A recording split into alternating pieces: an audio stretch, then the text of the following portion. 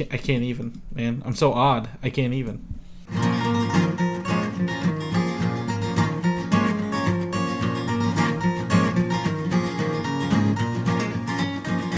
A modern podcast where Chris and Mike talk about TV, movies, superheroes, and everything in between.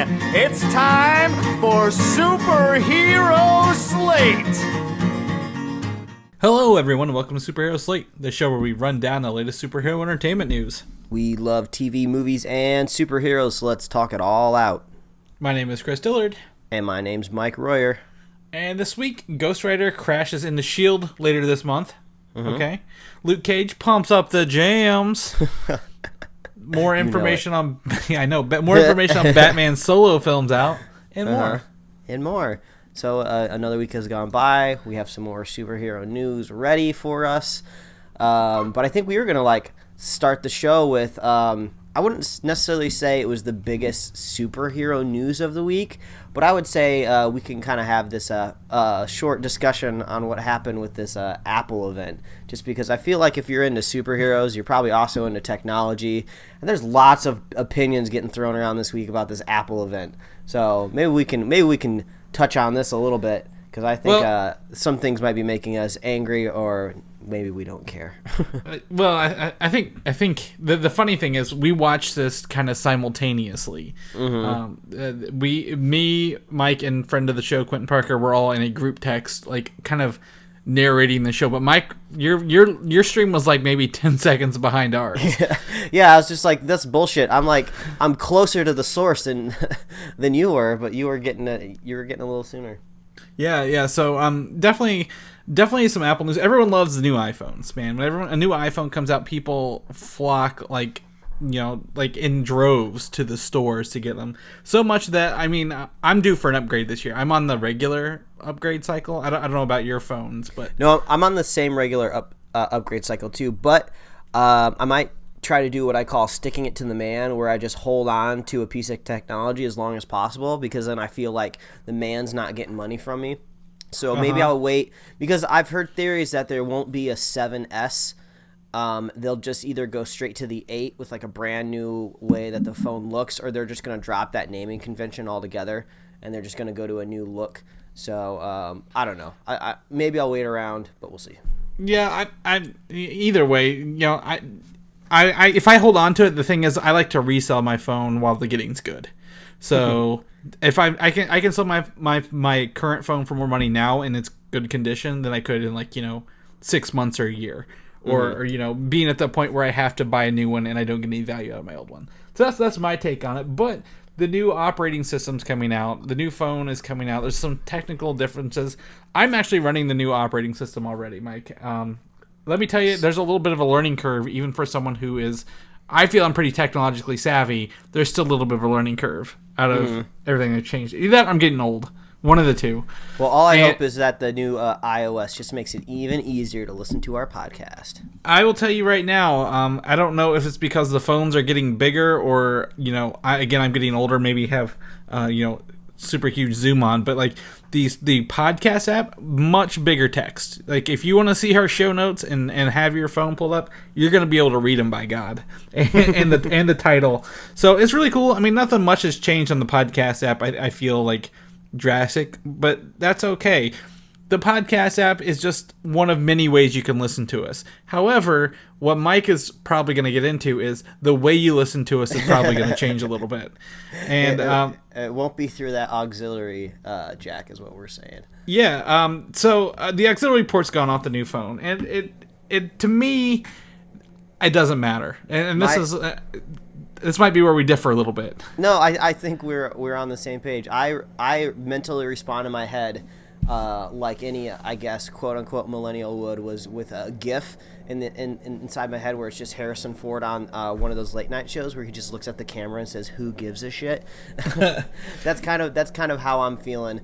I'm sure it's a lot different for other people. I'm sure people use that auxiliary jack all the time, so they're probably thinking, this is totally going to change my way of life and I'm going to crumble into a ball. But when I realized I thought about it as like my car is modern enough to where it has a USB port plug-in, so I don't need the auxiliary jack in my car anymore. So technically, the lightning cable is the audio source and the charging source, so I'm good to go there. Well, they have the adapter in every box. Yeah, that's true. So that shouldn't be too big of a deal. And actually, when people would say, well, how do you charge and listen to your phone at the same time? I actually cannot think of an instance where I have ever charged and listened to my phone at the same time. I don't know about a lot of people out there. It's like if I'm going to be tethered, if I need to be tethered to a wall or, charging something, I'll probably have my computer with me. Maybe I could just listen to it that way. So I'm not really sure how often that scenario pops up. Maybe like in an airport, people charging their phone, maybe listening to their music. But then like if you critically need to charge your phone, you shouldn't be listening to music because you're going to be hampering your charging ability. And also, I'm not really an audiophile, so I only ever use the earbuds that come with my phone anyway. I like the Apple earbuds a lot, but like I said, I'm not an audiophile, so I was just like, oh, when I get a new phone, they're just going to give me earbuds that work. So I understand why people would be so angry about it. Butthurt. But the response was just so overwhelmingly overboard. Like, I've seen so many memes this week, and I was just like, oh man, I'm gonna say this steams my broccoli when I get on the show on Sunday. All of these people just over the top, like just ridiculous, like acting like the entire corporation of Apple is gonna fall into the ground because they removed an analog port on their phone. Well, I think what I find funny about this is Mike's broccoli seemed not because of the event itself, but because of people's responses to the event. So yeah, that's great. I'd like to think that I'm not a fanboy in respects to a lot of things. I have PCs and Macs in my house. I have used Android and iPhones. I don't really care. Actually, every year that goes by, kind of the more and more I realize that my phone is really just a tool. As long as I can just use it to do the tool, it's I don't care what brand of hammer I have, as long as the hammer puts the nail in. So it's just I don't really care. It's ironic because my phone's name is Mjolnir, so there we go. It really is a hammer name. But go ahead. No, I liken it to the removal of the disk drives. People complain the first 6 months, but have you ever wish you had a disk drive on your Mac or your computer since then? I really doubt it. So, even for me, I burn DVDs for I burn movies for a living. I don't care if there's a DVD thing on my iMac. I will buy an external one and plug it in when I need it on those rare occasions. So the fact this is gone, I think everyone's like, oh, I gotta remember to charge something else. Well, that's first world problems, people. You'll be okay. The biggest Apple problem is they never should have said the word courage. It's a little so that's a little self-important on their end, but yeah, I thought maybe we should we took a moment, we let everybody know how we feel. I'm sure everybody was chomping at the bit to hear. Yeah, totally. Yeah, so again, you're going to be able to listen to us anywhere, everywhere, and who knows, maybe even more places the more Apple updates or stuff. So we'll keep you posted. Yeah. I want to say on that note, actually it's a whole different note. I watched X-Men Apocalypse again today. I think it's the first time since it came out. That. Mm-hmm. It does not rewatch very well. Oh. I feel like sitting down on the couch, I'm able to pick out more things that were weird sounding. The dialogue's not very there. It's a very slow starting film. You're really just wanting to get to those Quicksilver and Wolverine moments, and then the end of the film is just a big battle royale clusterfuck of effects. So, I feel like I'm still not impressed with it, but I am looking maybe forward to adding it to my collection, seeing some of the deleted scenes actually from that movie. I think those are really exciting to look forward to. I think we can all safely say you just want it in your collection for your completionist side of your monkey. That's brain. Right. Exactly. It's exactly what it is. My shelves need filled with Marvel things in the order they were released. So, man, we'll have to see how that goes. We will. So we're gonna shift gears a little bit. Let's talk a little bit about what's on TV or coming up on TV. We're about in fall season, Mike. Can you believe that we are in the same month fall TV shows start? I know technically, I think everyone will say summer is over, but I think technical-wise, we have maybe 1 or 2 more weeks until that first official day of fall. Yeah, I don't know. I think to me, I mean, it's still warm enough to be summer. So like, if I can put on a light jacket, then it'll be fall. But I'm really excited for the fall TV shows. We got some good ones coming up. Maybe some better rounds for a couple shows. But Agents of S.H.I.E.L.D. is one we always look forward to. Mm-hmm. And today, just as today, there's a new promo featuring Ghost Rider and his car, and I think that looks awesome. I'm actually more impressed with how they've flamed up this car than I thought I would be. Yeah, we're really lucky in 2016 where I think flame effects are just easier to pull off. You know, special effects are getting cheaper and cheaper. The good stuff is kind of finally trickling down in the TV. So like they're like, oh yeah, we can do flames like no problem. That's not a problem. It's like, oh, we want to add a superhero that's basically all about fire. Oh yeah, we can do it. And they even troubleshooted like kind of a chain in last season. Like, okay, we did the proof of concept on the chain. Let's go ahead and just add fire. Just bring in Ghost Rider. Yeah, it does. And I think it's the same company that actually does the movie effects too. Like, oh, really? they handle some of the TV effects, like the higher end ones. Yeah. So I'm impressed with that. But we got this new promo. There's a cool shot. It looks like the camera's mounted on the trunk of the car, and he slams it down, and you get to see Robbie Reyes with his like jacket on as he closes the trunk. I thought that was a really cool shot. And everything seems to be set at night. You know, they're going to be dark show. Yes, The 10 o'clock spot's going to be earned. Yes, a very short promo. It comes by very quickly, but we do get those cool little shots of the car and Robbie Reyes. So, but I think this kind of answers our question where we were kind of curious where Ghost Rider was going to pop up in the season. You know, was he going to be like right off the bat? And this is definitely looking like episode number 1. We're going to have Ghost Rider right there. Yes, and the episode number 1 is called The Ghost. Like, they're not holding back. Like, I didn't think they'd be ready for the Ghost Rider after, you know, that late San Diego Comic-Con reveal. Mm-hmm. I thought maybe we'd get a couple episodes of them kind of showing us the new status quo, laying some bigger, longer-term things, but I think they're going right in. That's awesome. And found episode 2 is called Meet the New Boss, but it features Quake versus Ghost Rider in the second episode already. That's quick. Like, that's really fast for a TV show to throw in 2 of their big heavyweights against each other. Mm-hmm. So I'm really excited. But, I mean, September 20th, that's we are a week and a couple days, a week and 2 days away at 10 p.m. Eastern. Really excited for that. We'll have one more episode of Superhero Slate where we can speculate on what's going to happen in that premiere before it drops. Yeah. And then lastly, for the show, I mean, we've got the brother. Robbie Reyes has a brother. I cannot think of his name off the top of my head. It's not Robbie Reyes. I think it's Gabriel Reyes. I can't think of it off the top of my head. I feel horrible for that. But it's the paraplegic brother of Robbie Reyes.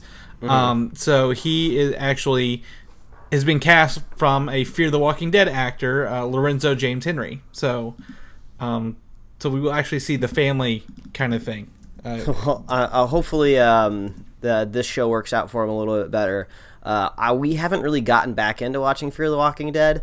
I think it came back on a week or 2 ago, but it's not that good. So maybe he'll have better luck in the S.H.I.E.L.D. universe. Yeah, and it is Gabriel Reyes. I had to look it up. So yeah, hopefully he works out very well. But that's not the only thing coming out this month, Mike. Luke Cage premieres later this month. Yeah, Netflix drop. That's a big deal.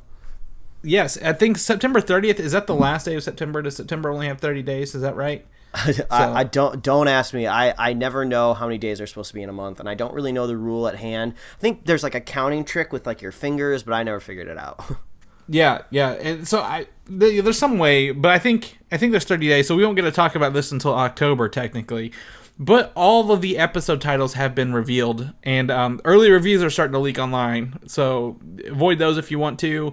But all 13 episodes are songs from the band, the rap group Gang Starr. Mm-hmm. And I honestly, none of them really click. Like, I don't know what's going on with these. So, can you pull anything from these titles? I think they're just like, they're pretty like ruthless titles. They're really cool. There's lots of attitude in them, which I guess what I would pull from this is Luke Cage is going to have a lot of attitude, and he has in the trailers that we've seen, and I think it's infectious. I love watching him on the screen. I think he was really easy to fall in love with in Jessica Jones. So I can't wait to see him in his own show. I loved watching him just beat the crap out of people, so I think that factors into the attitude. But yeah, this is awesome. This is a very clever way to name your episodes. Yeah, very, very awesome. And so far, that we're really excited that we are going to be launching a Spotify playlist with all these songs in order on it. So if you want to get ready for the music, you can listen to our playlist link in the show notes and see what it's all about. Yeah, do it. I think the last time we did this, I remember you created a Guardians of the Galaxy playlist on Spotify with the songs, and that got me hyped. That got me real hyped for that movie a couple years ago. So Spotify playlist a little bit can go a long way. On the same vein of the Netflix Marvel TV shows, Iron Fist, there's been a teaser for Lei Kung through Instagram. Apparently, it's been removed. Our link shows it has been removed, but there's a quote from Lei Kung, who is the mentor for Iron Fist. So it talks about, he who guards his heart, it will live forever, and that leads to the title, the Immortal Iron Fist kind of thing. So Gotcha. Yeah, so I don't know. I want to see. Do you think we're going to get a teaser for Iron Fist with Luke Cage, or do you think they're going to hold off on it for a bit? I don't know. I'm curious if we're going to get any Iron Fist at all. There always seems to be this theory floating around every time a Netflix episode drops that, you're going to see the character in the background, and we may or may have not have seen Iron Fist in the background of Jessica Jones's hallway. So I don't know if it's going to go anything beyond that. I mean, they don't really seem to stick to any mold 100%. We pretty much got full Luke Cage scenes, like fight scenes. He was very integral already in something outside of his own show. So I don't really know what they're going to do. It would be kind of cool if he popped up. Just because he's like kind of the last hero to get fleshed out.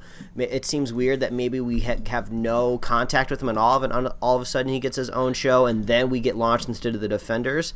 So maybe he doesn't show up at all, or maybe in his own show lots of characters show up. Maybe Jessica Jones is going to pop up in his show, with the lawyer connections. Maybe Luke Cage will show up in his show. Maybe Daredevil will show up in his show. Maybe they all show up like once an episode or something. I don't know. But yeah, I would love to see some Iron Fist and Luke Cage. Yeah, I don't know if we'll so much as get him in there. You may actually made me think, will we get Jessica Jones appearing in Luke Cage? Do you think Kristen Ritter will reprise her role? Because Luke Cage was a big part of her show at the beginning and at the end.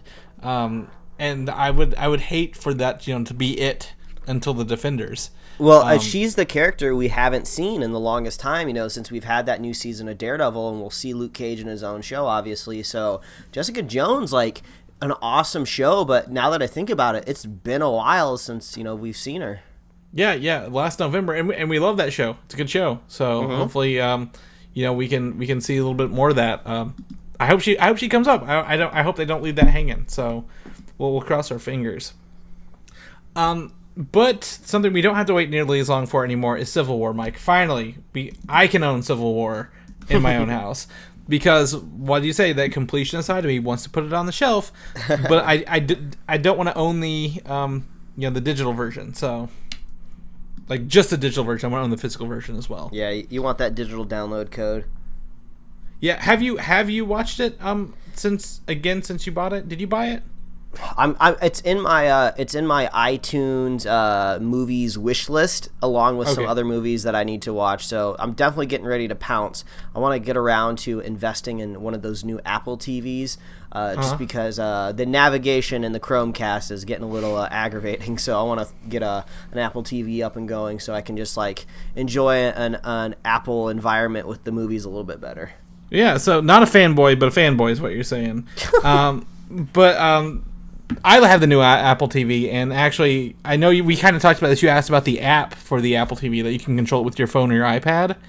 Uses Bluetooth instantaneous now. It's almost like using a real remote, like the actual remote that comes with it. Very fantastic. Also, do you use Plex at all to watch anything in your apartment? I'm familiar with Plex, yes.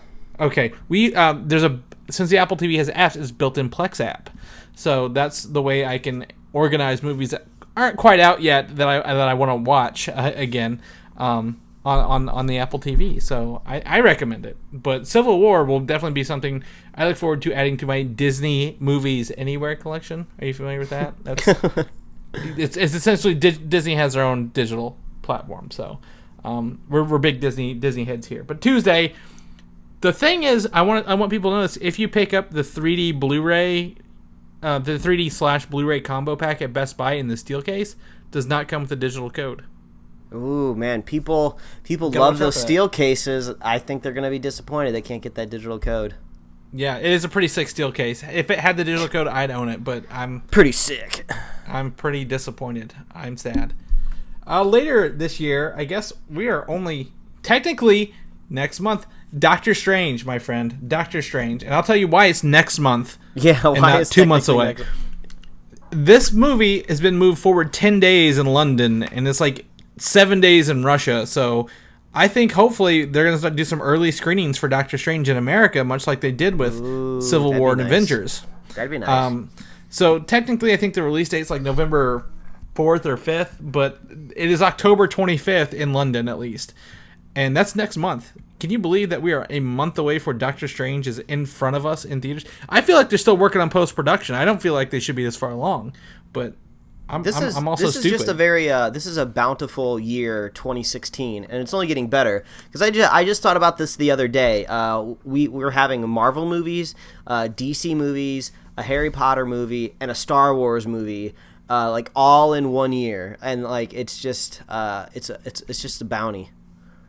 Yeah, this fall / winter is going to be huge. Like, there's just so much going on. Like, again, I forgot about Harry Potter and then Star Wars. And, I mean, I'm a video game person, right? So video games, fall's winter holiday season for video games. So it's going to be a busy / expensive winter. I'm actually more excited for it than I was this summer, to be honest. Yeah. So, that's sad. Next winter, we get Thor Ragnarok. Still coming. Jeff Goldblum has been studying up.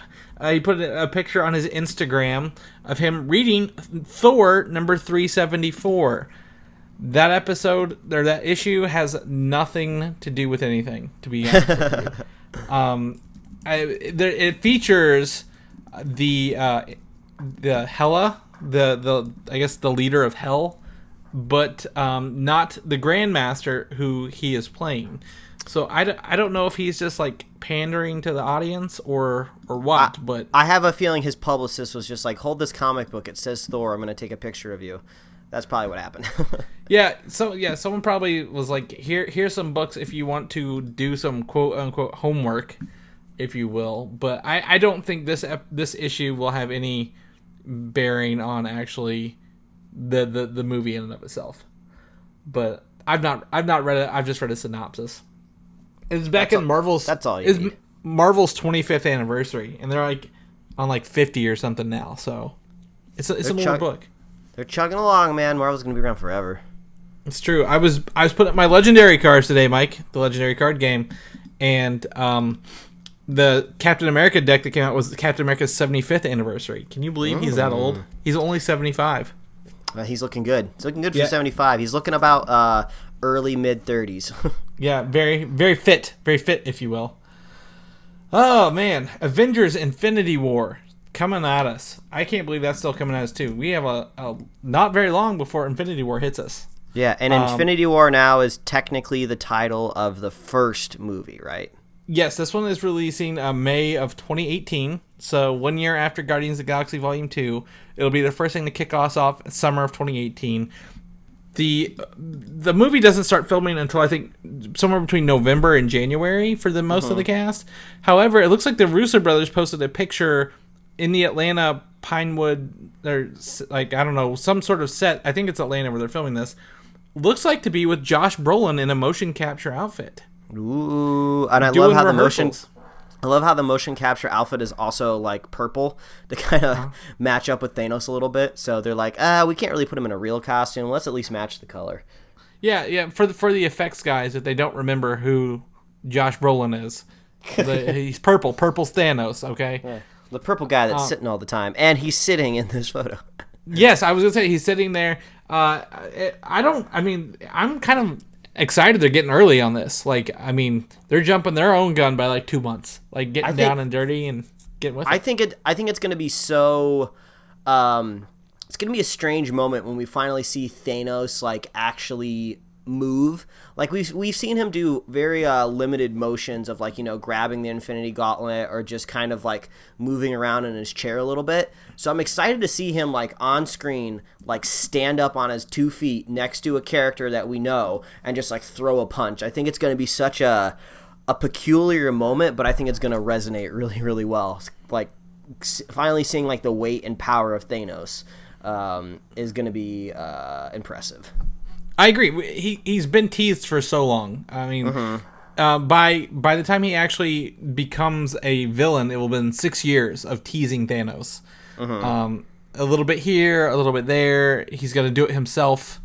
You know, I don't know. I'm really excited to see where it goes and do this and finally get to that point where we started back in 2008 and beyond. Honestly, I don't even know what the next Avengers movie is going to be about. Will Thanos survive till the next one? Will it be something different? I don't know. I'm kind of excited to see where that takes the Marvel Universe. Yeah, I think my favorite thing about the Marvel Universe is when we have the opportunity to have unanswered questions, just because it's kind of like it's like a double-edged sword. Like, we're always excited when they hold a press conference and they drop all the names of these movies that are coming out in the next 5 years, and we kind of have a general idea of where the story's going to go. But it's really fun when we kind of get to a point where we don't know what's happening, because I think that's where speculation comes in, and I think that's really fun. Yeah, so I mean, we don't have a lot of news left here, so let's speculate a minute, if you will. My theory is that if the second Avengers movie, like, Thanos wins at the end of Infinity War, and he is like has Earth under like rule until the next movie a year later, and those movies in between, like Ant-Man and the Wasp and Captain Marvel, set in between there, are like movies leading up to like fighting Thanos again. Like Ant-Man and the Wasp have to go steal something that can take down Thanos. Or something. Wow, you're blowing my mind. I really, really like that idea, thinking about it. So it's kind of like we get to see... So when you were thinking about that, I started to think, how do the Guardians fit in? So I would think that the Guardians of the Galaxy don't show up until, you know, part 2, whatever that movie's called. And maybe they show up on the planet to see Thanos has taken over. So maybe the Guardians kind of initially are the ones that like rescue like Steve Rogers or like Tony Stark from a cell or something like that. That would be really cool. They're like, hey, we're going to spring you guys from the joint. You know, hey, I used to live on this planet. This really sucks. Because it would be kind of interesting because everybody on the planet being ruled by Thanos, it would just be a totally pun intended alien thing to happen there. They are not familiar with other parts of the galaxy. They don't know that there's really other planets. They just know that this alien has taken over theirs, and they're totally helpless. So Peter Quill showing back up on Earth would be like, oh, this sucks, an alien took over my planet, but I have seen other planets before taken over by aliens. I kind of get it. So he wouldn't be as shocked. So he'd have a little bit more perspective on the matter. So, and I think that makes sense that we don't kind of just throw the Guardians into that first movie. I feel like that might just be too much. It might be more of a better build-up to put them in that second movie, which is technically that second Avengers movie is supposed to conclude that Phase 4, right? I believe so. I mean, not conclude Phase 4, but maybe Phase 3. Phase 3, yeah. Sorry, I was like, there were only 2 movies in Phase 3 or Phase 4. That's pretty weak, Marvel. Time goes by quick. So I think that closes out Phase 3. So that would be kind of a really big, awesome thing where they're basically bringing together their 2 most popular teams of the Guardians coming together with the Avengers, meeting up, and then like tackling Thanos. And probably his mob of goons, because when you get that many people together, they got to be fighting goons. Yeah, some sort of faceless horde of creatures that, you know, are fighting Thanos, or fighting for Thanos kind of thing. Let's hope not. Yeah, well, in the comic book called Infinity, Thanos had 5 generals that he took with him, and that might be cooler. Yeah, like there are like, again, there's all the faceless little dudes, but like there's like mini bosses you have to take down to get there, and maybe they hold certain things like to defeat Thanos, like certain information or certain items along the way.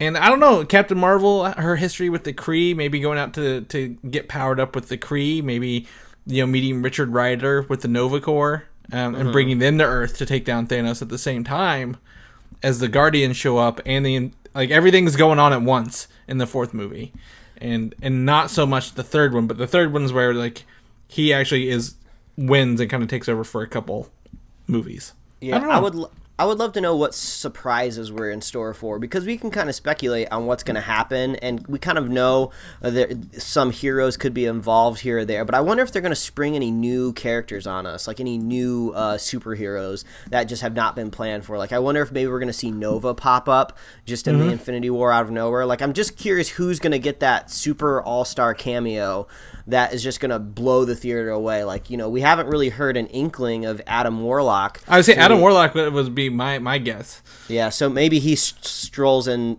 screen with that nice little spiritual glow around, a magical glow. He does deal with an Infinity Stone embedded in his forehead, so yeah, like that makes sense. I mean, that would be an amazing moment to get in that final. I'm just trying to envision this final movie that concludes these three phases. Like, basically, it's like Marvel's like a crescendo. It's like their big symphony that they're finally wrapping up. They're gonna have all these like characters together. It's gonna be probably the most expensive most expensive movie probably ever made, just because all the money that's being paid to all these actors, all the special effects. It's just gonna be bombastic, and then the perfect spice to throw in there is just a surprise cameo to just round it off. I think that would be amazing. So there's essentially the god of the Marvel universe is called the One Above All, and it's supposed to be Jack Kirby of like the writer. But what if it was Stan Lee? Like everything happens and the world's in disarray, but then you find out that Stan Lee is like the one man who can put it all back together. Like he's got some sort of magical abilities. I hope not. I think that's a little too high level for the 2.5 to maybe 3 hour movie. I don't know, man. Stan Lee, and that's where he cuts off his cameos right there. This last one ever. Send him out on a high note, not Marvel Universe. Forget them. They're gonna make more movies. Stan Lee's what we need. I don't know. There's a lot for Infinity War Part 1 and whatever the sequel will be. Only a year later. Like that's what's blowing my mind. 2 Avengers movies. Year apart, back to back, kind of deal. Like, that's awesome. I'm more excited for that than I was ever any Lord of the Rings or Harry Potter movie. So. Oh yeah, I mean it's just been no franchise has ever built this much, built up this much. Yeah, and has so much to lose as well at the same time. Speaking of the future, Phase 4, other movies in the Marvel Universe that are going to get a sequel. One of them that we pretty much know is Guardians of the Galaxy Volume 3, the third in its trilogy, right? If Thor and Iron Man can get trilogy, if Thor can get a trilogy, not Iron Man made a lot of money. If Thor can get a trilogy, Guardians can get a trilogy. Right now, the biggest thing is Steven Tyler, lead singer of Aerosmith, is campaigning for a role in Volume 3. Yeah, let's do it. Despite it being announced. I was just talking about Steven Tyler the other day. We were driving back home last night, and I was just like looking for just like some music to jam to that we could sing along to in the car, and I was like, oh man, let's go to Aerosmith. So I put up some Aerosmith just kind of hits, and we were jamming in the car. So I'm on the Steven Tyler train right now, so I'm totally down for that. What is your favorite Aerosmith song then, Mike? If these are your go-to in the car kind of band.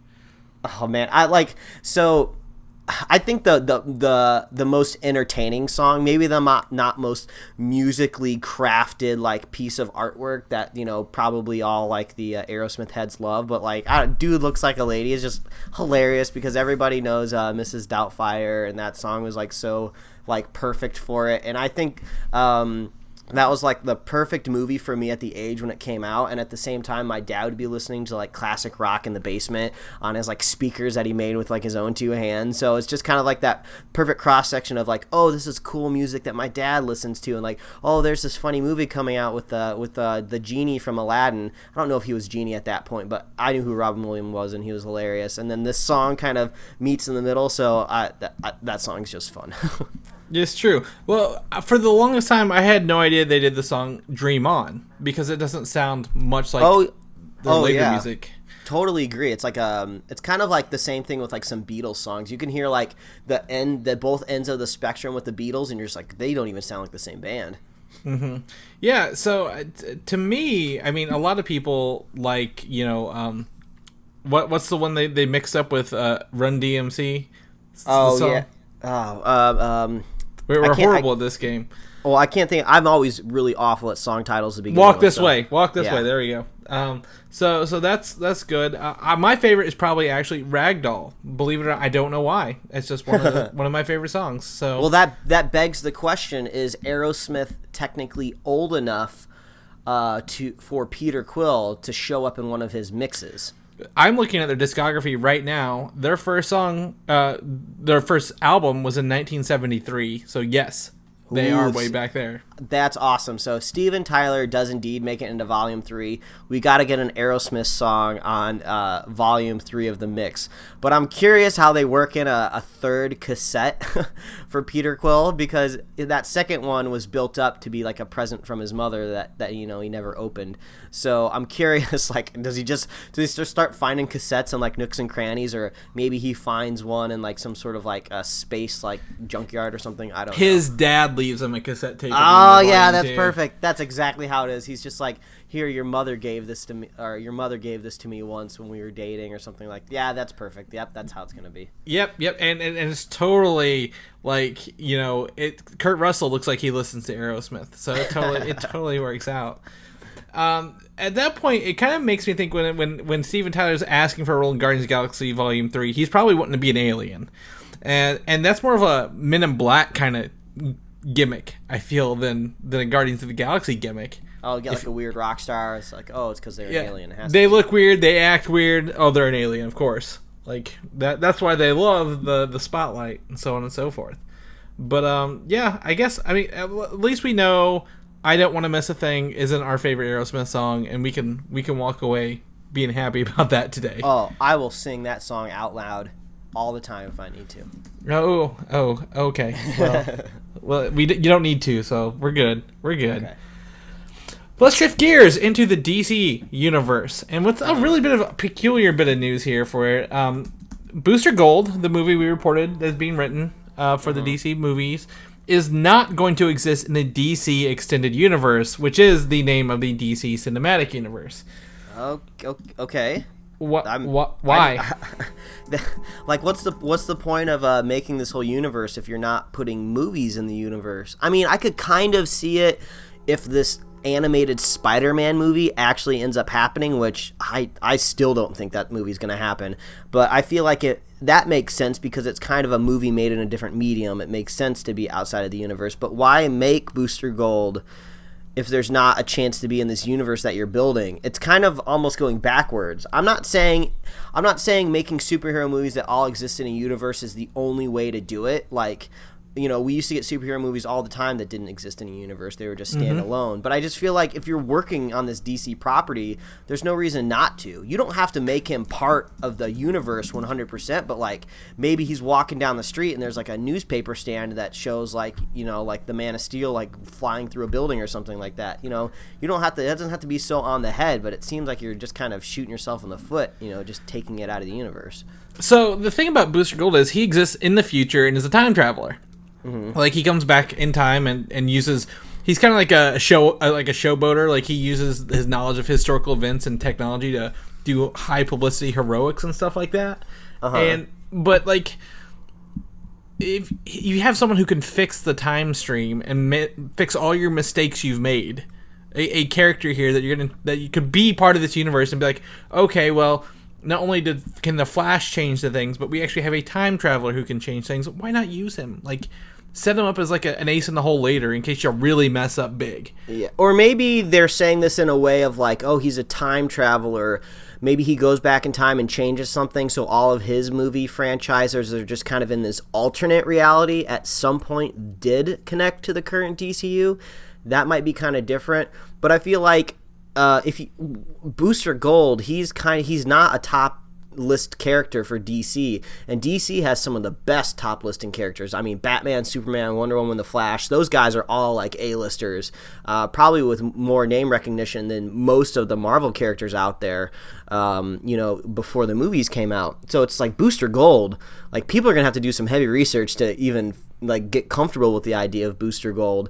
And then on top of that, he's not in the universe. I mean, try to think of making like an Ant-Man movie that didn't exist in the Marvel universe. It never would have been made. It wouldn't have made sense. So it's just kind of like, I don't know. A Booster Gold, we haven't really had a whole lot of official reports on this movie, so I'll put this in the maybe pile of movies that get made. Yeah, well, I mean, it's pretty official. So I mean, I don't know. So is Gambit, man. So is Gambit. Well, that's true. The thing about the Booster Gold is the movie is that it's really got Greg Berlanti behind it, and I don't know I don't know how I feel about him sometimes. And we're gonna get into some of his stuff later. Like his CW universe stuff is all over the place, and I think he's doing the shotgun effect. Like if I put out enough things, something's gonna be good eventually. Yeah, I believe they call that spraying and praying. Yeah, and so far he got the Flash right. Congratulations. But everything else is not looking so hot. But yeah, I don't know. Booster Gold. If you have a character and you're gonna make him into a movie, might as well bring him on in. Like you don't have to leave him out. I don't know. This doesn't make sense to me. But I am picky. What can I say? How about a little time to pat ourselves on the back, Mike? Yeah. Last week we predicted Joe Manganiello will be Deathstroke in the DC Extended Universe, and guess what? He is. Jeff Johns confirmed it, and that he will be in the Batman solo film. Yeah, I called that one too, which I felt proud of saying there's still a really good chance he could be in the Batman movie. You were kind of leaning more Justice League, which made sense just because Justice League was coming up sooner. And the set was the Justice League set, so yeah, he can technically be in both. But Jeff Johns did confirm him as someone in the Batman film. And Joe Manganiello, definitely, I think he's going to nail this, knock this one right out of the park. What do you think? I think it's great, and I think this is a great bit of news that this is kind of like a way we get to learn a little bit more about the Batman movie. I mean, Ben Affleck was the one to share that, costume test or whatever it was for his movie. So that means he's thinking about his movie. Like, he's not just thinking about it, he's turning cameras on and putting costumes on people. So it seems like he is definitely ready to make maybe his ego in his head is just like, I'm going to make the best DC movie out there. It's not going to be very hard, but I think Batman can do it. So I think also there was some reports earlier this week where someone had a chance to sit down with the new Warner Brothers execs, and they kind of had an intimate conversation about the movies going forward. And it seems like they're putting a lot of effort into this Justice League movie to kind of right the ship. So it seems like Justice League is going to be the first ship-righting maneuver with these new executives. I'm guessing Wonder Woman wasn't really much of a point of contention, so maybe that movie was just going to be good regardless of these executives that got mixed up. So hopefully Justice League rights the ship, and then this Batman movie comes in and just knocks it out of the park, and then we're right back on track with these awesome DC movies, and we just get something amazing from The Flash afterwards, something amazing from Aquaman. That's what I'm hoping for. I've been watching Young Justice, and they've been incorporating these big heroes with the young team really, really well. And it's getting me watching DC animated stuff will get you hyped for the possibility of what could be in a movie. So if you're ever getting a little sad about what you're seeing live action, just go pick up some of their cartoon stuff, because the cartoon stuff is amazing. Is it on Netflix or Hulu, or where yes, were you watching Young Justice? The only 2 seasons of Young Justice that exist are on Netflix, and they do this really awesome thing between season 1 and 2 where they mix up the teams a little bit. No spoilers, but there's some cool creative ways that they move the universe along, and they're playing with some pretty big themes. And it's awesome watching a cartoon show where an arc is carried through each episode. It's not just like, oh, you can pick up any episode and just dive in and it's not connected to anything. So they're doing some real storytelling there. So I just wish maybe they could have sold more toys back in the day to get a 3rd season. Yeah. Again, 2 seasons about all they get, Mike. And that's your rule. That's what you called. I mean, we can look to. I looked at Earth's Mightiest Heroes as that, but a lot of other shows. Like I know I own 2 seasons of a lot of things, but never the third. Yeah. So, speaking of third seasons, The Flash season 3 is coming out soon. However, we're going to talk about the movie. I know I got your hopes up a little bit there. Billy Crudup, who played Dr. Manhattan in Watchmen, is in talks or confirmed as Henry Allen. I don't know which one this is yet. It's gone both ways, but we'll see Dr. Manhattan be Barry Allen's dad in the Flash movie. That'll be cool. A lot of people have a bug under their skin or up their butt or wherever you want to put the bug in your body about Watchmen. It seems to be a very contentious movie, but I know I liked it. I think you're okay with the movie as far as I remember. Yeah, I mean, I don't hate it, but it's a little. It doesn't sit right with you somehow. I can't pinpoint what it is, but on the whole, it doesn't sit right with me. Yeah, but it does make sense, it's a Zack Snyder film. Pretty sure Zack Snyder goes and grabs a lunch or coffee with people that have been in his movie. So he's probably like, hey, Billy, you want to be in my movie? He's like, yeah. Yes, please. Well, there was an article I read where actually Billy asked Ezra Miller to get him in The Flash somehow last year. So I think he asked until he got it. I don't know the actor from anything else I've watched other than Watchmen, sadly. But I mean I don't have any problems with him. He looks a lot like John Wesley Shipp does on the Flash TV show. And I'm totally okay with that.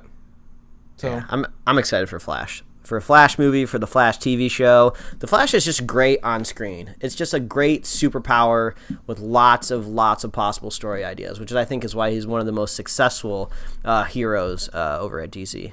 That's right, and that's why Quicksilver is the best part of the X-Men movies. Something about going fast, man. It makes it look cool. Makes it worth watching. Gotta go fast. Gotta go fast. Also, we're going to come back to Greg Berlanti. We talked about this earlier. Black Lightning, his show we mentioned last week that he's working on. The series is actually going to Fox instead of the CW. We are not getting that 5th CW show like we thought we would. Man, I feel like over the summer we have talked about all of these TV shows going all of these different places. I'm gonna need to put up a corkboard on my wall with some red string and just point to okay, this is where Fox is putting their shows. This is where Marvel Studios is putting their shows. This is where DC is putting their shows. I can't figure it out. Yeah, well, thankfully on the Superhero Slate upcoming TV and movies page, you can find out what channels they're on, and maybe I don't know if I put the time on there yet, but we'll find a way to make it easier for you, Mike, just for you. Thank you. Yes. So even though he's called Black Lightning because he can generate force fields and project electrical bolts, and he's of course black. So, but it's coming to Fox, not with the CW like the other Berlanti shows are. I mean, Supergirl went to CBS for a season before it came back to CW. Do you think it'll be on Fox for a season before it comes to the CW? I don't know. I mean, it's just there's nothing wrong with a black superhero. There's nothing wrong with lightning powers. But I was just talking last week, if you're gonna fill up that 5th and final slot of Monday through Friday, maybe pick a hero that just has more notoriety than Black Lightning. I had never heard of him before until we talked about him last week. I'm not saying I'm the meter out there of knowing who's popular in the DC world, but there's so many other people out there that have a little bit more name recognition than Black Lightning does. So I mean, if he's got a good story to go along with them, go ahead and make it. But yeah, like you said, we'll have to see if this season fails. Maybe he'll go back to the CW actually. Yeah, it's really hard to tell. And however, I did not notice that's the 3rd comic book show on Fox right now. Can you guess the other 2? I mean, they got Gotham. Yep. What's the other one on Fox? Lucifer, believe it or not. Oh, yeah, that's right. I heard okay things about that, at least the pilot. I enjoyed the first couple episodes, just not enough time to watch it, really. And the second season's starting up pretty soon with Tricia Helfer of Battlestar Galactica fame coming as Lucifer's mother to the show. So, all right. We'll take it. Devil needs a mom. Yeah, well, that's right. He's got mommy issues. I don't know. We don't know how the devil works in that show. So we're gonna switch a little gears to talk about one of, I think, our favorite movies last year, Jurassic World. I wouldn't necessarily say favorite. I would say entertaining. Like top 3 entertaining movies of last year. Yeah, okay, not the best movie ever, but we had a good time. Yeah, it didn't steam our broccoli. Our butts are not hurt. Jurassic World came, it happened. Colin Trevorrow is moving on to Star Wars after doing that kind of stuff. It's awesome. However, a little bit of news today come out that Jurassic World is confirmed as the beginning of a trilogy. I don't know if I'm surprised or not, really. I mean, that makes sense. I'm more curious how they expand dinosaurs in this human world. We had a chance to kind of see it with The Lost World, the second movie. That's the only other time I would say dinosaurs have interacted on the planet outside of a park. So I feel like that's going to be kind of the logical next step with the next movie, just because you got these dinosaurs, but they're not like, there's no superheroes involved with this movie. There's not a whole lot of science fiction involved beyond just making the dinosaurs in general. So it's just like, okay, you got humans, you got dinosaurs, you got a real world setting. How do you make a movie around it without getting like too outlandish and ridiculous? It's almost like the dinosaurs are the outlandish part, but everything else in the movie kind of needs to be grounded and make sense. It's just like that weird hybrid dinosaur. That's the outlandish thing. It's not so outlandish to imagine that they're driving around in vehicles trying to capture it. That a helicopter could crash into a dome and release these pterodactyls and stuff like that. So it's just like, where do you go next? We heard reports that there were ideas of like doing some sort of weird cross splicing with humans and dinosaurs. I think that's a little too science fiction-y. That's a little too weird. Just trying to imagine like Chris Pratt like running down a hallway from like a half human, half dinosaur. It just seems really weird. It just seems more like futuristic alien invasion. Thankfully, that was the 4th Jurassic Park movie idea that they scrapped like late in the production. So thankfully, I don't think they're going to go that direction anymore. Yeah, it's just like there's only so many ways you can make a movie of dinosaurs on an island in a park with humans involved, without it just being like just like a retread every time. So I'm just like, where do you go for 2 more movies? You think they're going to militarize the dinosaurs like they were talking about in the first one? I mean, maybe, but then I'm just trying to imagine like a war scene, like somewhere like in the middle of the desert, like in Saudi Arabia or Afghanistan, of like velociraptors with like flak jackets, like running across the dunes. It's just hard to imagine. So I don't know. We'll just have to see. Yeah, I don't know where they're going either. Maybe another park when that fails. Like, I don't know. I feel Jurassic World and, to me, The Force Awakens like got lucky that they played off the original movie so well without being the original movie. So I don't know how they're going to take the next one. They're going to have to innovate. Does this next Jurassic World movie come out next year? I don't know. I don't. It's not filming. So I think we're probably 2018. I think we're 2018. For that one, Jurassic World 2, June 22nd, 2018. Yep. Gotcha. So I have no idea how they'll do the third. I don't know how they'll do the second one, let alone the third one. But hopefully they learn their lessons and only make better ones for us. You know what I want to see? I love Chris Pratt. Everybody loves Chris Pratt, from Parks and Rec to Guardians of the Galaxy, to all the other amazing things that he is in or scheduled to be in, possibly Indiana Jones, who knows. But I think it would be ballsy for a franchise out there to kill him off. I think that would be unique to see, because I feel like we're just never going to see that in any of the movies he's ever in. So it'd be kind of cool to see him like eaten by a dinosaur, because it'd be totally unexpected. You'd think he's safe. He's this huge actor, a huge pull. To see him die on screen, that would be shocking. So, and because you think he's safe, but that would be cool. It's kind of like when Samuel L. Jackson dies in Deep Blue Sea, that ridiculous shark movie. So that moment was so shocking, just because you think he wasn't going to die. So that's what I'm hoping for. Chris Pratt, sorry, buddy, I love you, but I'm hoping you die in one of these next movies. Yeah, that would that'd be different. That's for sure. Maybe he'll go out like Wayne Knight style, like in the first Jurassic Park with the Dilophosaurus spitting in his eyes. Oh no, I think it's got to be badass. Okay, fine, we'll make it badass. Oh well. And then some stranger news. This is the last bit we have here for the day. Darkwing Duck. Okay, You familiar with the show? Oh yeah. Okay, not in the same universe as DuckTales. Found that out today. They one of the creators confirmed that.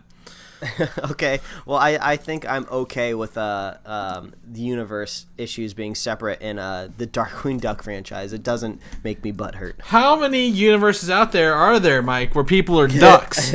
We have Howard the Duck, we have DuckTales, we have now Darkwing Duck. I just hope they all been in the same thing. I wouldn't have cared. Like, honestly, I never thought about it. I never stopped like, oh, they're the same thing. But like now he's officially put that divider in there. I'm like, well, how many universes are there where they're ducks? Can we do Jurassic World with ducks, Mike?